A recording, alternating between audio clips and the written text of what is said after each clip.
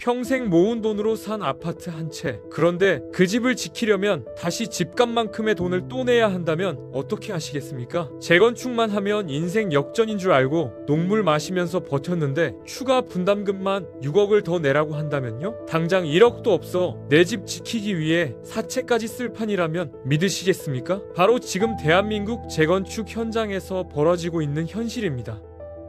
입주 2달 앞두고 날아온 청구서에는 5천만 원이 적혀 있었고 이미 2년 전 5천만 원을 냈는데 또 내라는 겁니다. 한 조합원은 입주하려면 사채라도 써야 되는 상황이라며 절규했고, 강남 대치동에서는 청약 경쟁률 1000대 1의 로또 아파트에서 11억 원 추가 분담금 고지서가 날아왔고, 서울 반포에서는 최대 19억 원을 내야 새 아파트를 받을 수 있습니다. 재건축만 되면 인생 역전이라던 그 달콤한 환상은 이미 시커먼 잿더미가 되어 사라졌고, 이제 재건축은 로또가 아니라 당신의 노후를 산채로 잡아먹는 도살장이 됐습니다. 지금부터 끝없는 추가 분담금의 늪이 어떻게 만들어졌는지 그 진실을 파헤쳐 보겠습니다.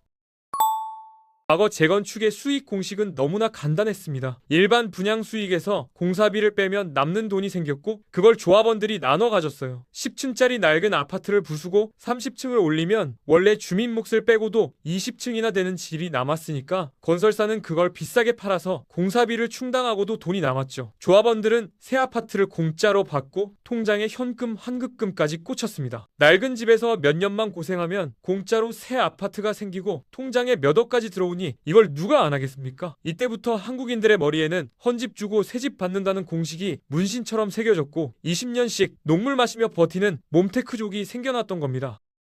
그런데 지금은 이 공식이 완전히 뒤집혔습니다. 재건축 수익은 일반 분양 수익에서 공사비와 금융비용을 뺀 값인데, 지금은 공사비는 폭등했고 금융비용은 급증했으며 일반 분양 수익은 급감했습니다. 부족분이 전부 조합원 분담금으로 전가되는 구조가 돼버린 거죠. 첫째, 공사비가 미친 듯이 올랐습니다. 곳곳에서 평당 공사비가 1천만 원대를 돌파했는데 3년 전만 해도 500만 원 수준이었던 게 2배로 뛴 겁니다.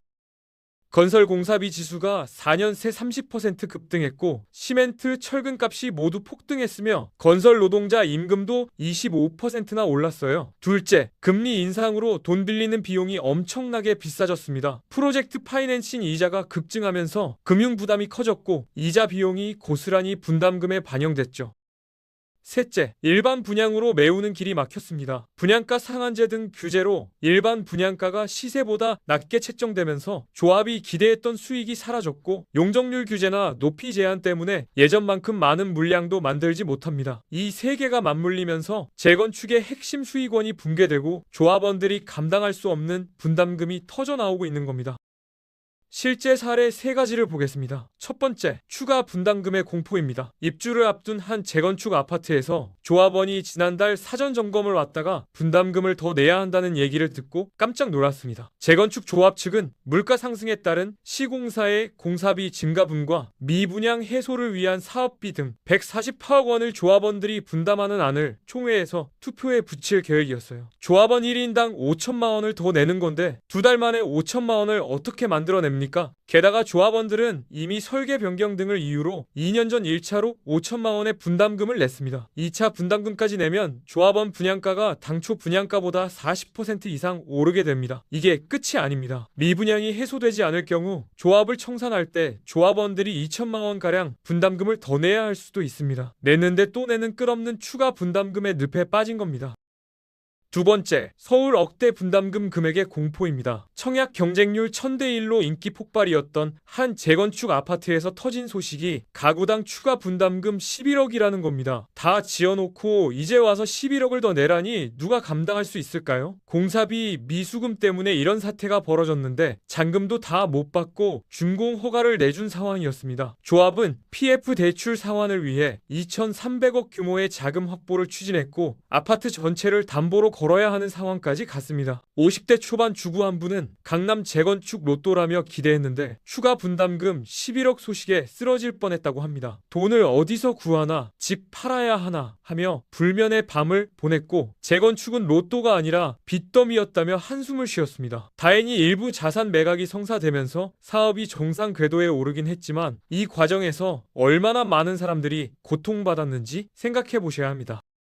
세 번째, 미분양 공포입니다. 지방의 대단지에 990세대가 깔끔하게 완공됐는데 입주자가 단 한 명도 없어요. 첫 분양은 완전히 실패했고 재분양 때는 청약자가 겨우 6명이 나와서 경쟁률이 0.04대 1이라는 최악의 기록을 세웠습니다. 주변 시세와 비교했을 때 분양가가 너무 높았고 대구의 급락한 집값과 인구 감소를 감안하면 시장이 받아들일 수 없는 가격이었던 거죠. 결국 990세대 전체를 통째로 부동산 개발 회사에 매각해서 임대 아파트로 전환했습니다. 이 패턴이 서울, 수도권, 지방을 가리지 않고 반복되고 있습니다.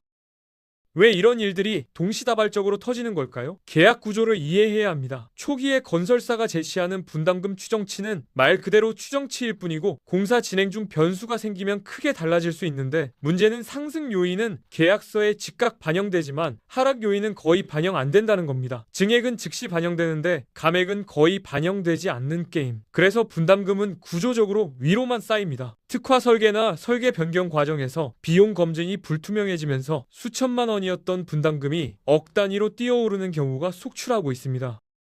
건설사와 조합 간 갈등도 심각합니다. 지방의 한 단지에서는 시공사가 1천억 원이 넘는 추가 공사비를 요구하면서 조합과의 협상이 수개월째 평행선을 달리고 있어요. 이미 두 차례 공사비가 조정된 상황에서 또다시 인상을 요구하자 조합은 받아들이기 어렵다는 입장이고 결국 분쟁조정위원회까지 꾸려졌지만 갈등이 쉽게 해소되지 않고 있습니다. 서울도 마찬가지입니다. 조합 내 갈등으로 공사 기간이 연장되자 건설사가 공사비 증액을 요구했고 협상이 결렬되면서 공사가 중단되는 사태까지 발생했어요. 건설사들은 자재값, 인건비, 설계 변경 등 현실적인 비용 증가를 반영해야 한다고 주장하는 반면 조합은 세부 산출 근거가 불분명하다며 투명한 검증을 요구하고 있습니다. 이런 갈등이 장기화되면 사업 지연에 따른 금융 비용이 늘어나고 조합원 분담금이 더 오르는 악순환이 반복됩니다.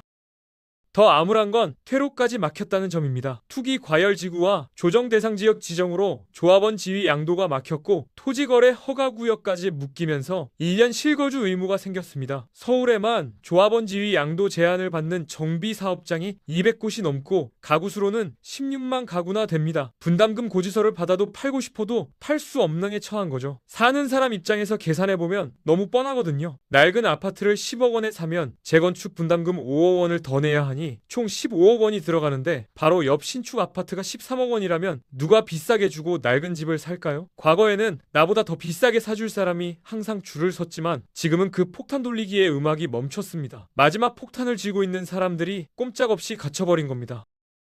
분담금 문제는 단순한 부담 증가가 아닙니다. 조합원 자격 자체를 박탈당할 수 있는 심각한 문제예요. 관리 처분 계획을 통해 확정된 분담금은 조합원으로서 납부해야 할 법적 의무인데 정해진 기간 내에 납부하지 못하면 조합으로부터 납부를 독촉받게 되고 계속 이행하지 못하면 조합 규약에 따라 조합원 제명 사유가 됩니다. 제명되면 현금 청천산 대상자가 되는데 여기서 조합원들이 반드시 알아야 할 불편한 진실이 있습니다. 현금 청산 시 받는 보상 금액은 시세와 전혀 다를 수 있다는 점이에요. 많은 조합원들이 내 집 시세가 지금 10억 원 정도인데 현금 청산하면 그 이상은 줘야 되지 않겠냐고 막연히 기대하지만 현행법상 현금 청산 금액 산정 기준은 정비 사업으로 인해 발생할 것으로 예상되는 개발 이익을 배제한 금액을 기준으로 합니다. 재개발 기대감이 전혀 반영되지 않은 낡은 동네, 낡은 빌라로서의 가치로 평가받을 수 있다는 의미죠. 극단적인 경우 시세는 10억 원인데 개발 이익을 배제한 청산 감정가는 고작 5억에서 6억 원에 불과할 수도 있습니다.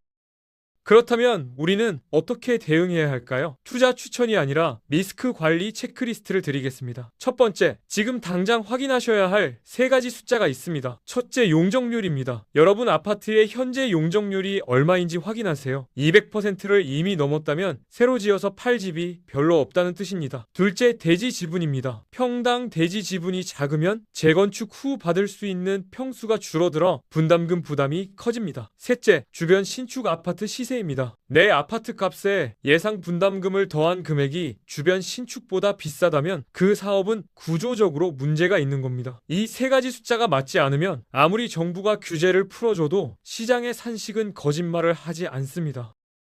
두 번째, 분담금 추정치를 받으셨다면 반드시 여러 차례 검증하세요. 조합이나 건설사가 처음 제시하는 숫자는 최선의 시나리오일 때가 많습니다. 공사비 상승, 금리 변동, 미분양 리스크 등을 고려했을 때 최악의 경우 분담금이 얼마까지 올라갈 수 있는지 시뮬레이션 해보셔야 합니다. 그 최악의 금액을 감당할 수 없다면 지금이라도 빠져나올 방법을 찾아야 합니다. 세 번째, 본전 생각을 버리셔야 합니다. 내가 이 집을 얼마에 샀는데 최고가가 얼마였는데 라는 미련에 사로잡혀 있는 동안 상황은 더 나빠질 수 있습니다. 지금 가격이 과거보다 떨어졌다고 해도 미래에는 더 떨어질 수 있다는 가능성을 열어두고 냉정하게 판단하셔야 합니다. 지금 이 순간에도 전국 곳곳에서 재건축 사업이 멈춰서고 있습니다. 여러 보도에 따르면 상당수 사업장이 분담금 문제로 진행이 막혀 있고 건설비 급등과 주민들 사이 의견 충돌로 앞으로 나아가지 못하는 상황이에요. 규제를 풀어주면 용적률을 높여서 사업성이 좋아지지 않겠냐는 기대도 있지만 현실은 녹록지 않습니다. 모든 단지가 최대치까지 용적률을 올릴 수 있는 게 아니고 설령 올린다 해도 치솟은 공사비와 금융비용 앞에서 조합원 부담만 더 커지는 경우가 속출하고 있어요. 결국 잘 되는 곳은 더 잘 되고 안 되는 곳은 완전히 무너지는 양극화가 심해지고 있는 겁니다.